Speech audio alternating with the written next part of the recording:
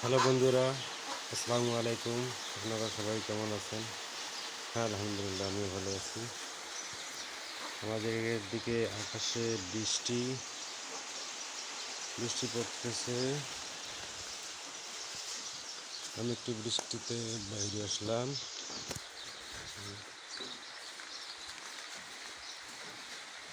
আকাশে প্রচুর মেঘ।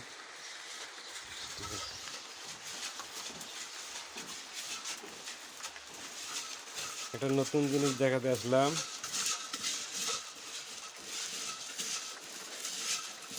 পাতিলে করে আমার মা চাল ভাজতেছে। দেখেন,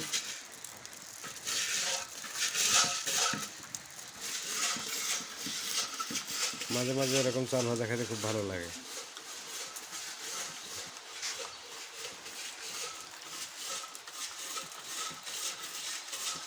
হোক, এখন ভাজা হবে, তারপর আমরা খাবো। আমাদের বাড়িতে মুরগের বাচ্চাগুলো বৃষ্টির কারণে মা এবং বাচ্চার চালিতে আমার অবস্থান করতেছে।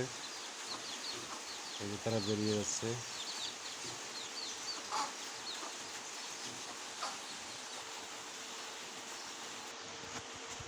বন্ধুরা, আমার মাকে আমি চাল ভাজতে বলছি।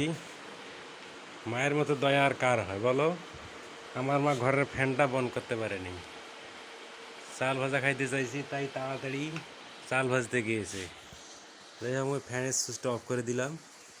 এখন আমার মা চাল ভাজতেছে, নিয়ে আসবে। বাইরে একটু একটু বৃষ্টি পড়তেছে। আমাদের বাড়ির পাশে জানালা দিয়ে ধান ক্ষেত দেখতেছি।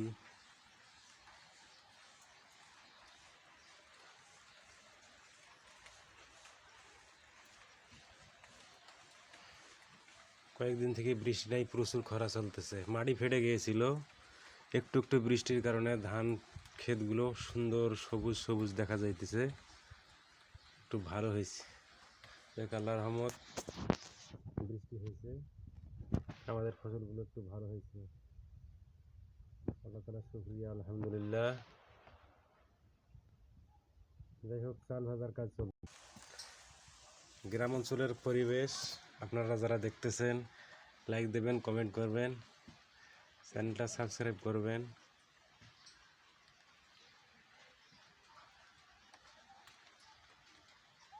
এবং শেয়ার করে দেবেন।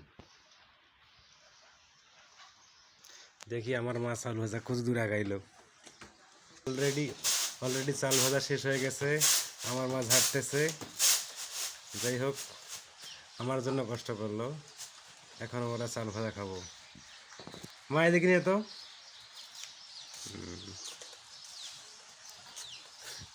হ্যাঁ, যাই হোক, লবণ দেন।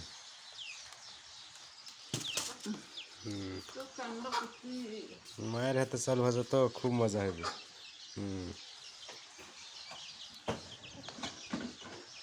যাই হোক, মুরগির বাচ্চাগুলো চাল ভাজা খেতে আসতেছে।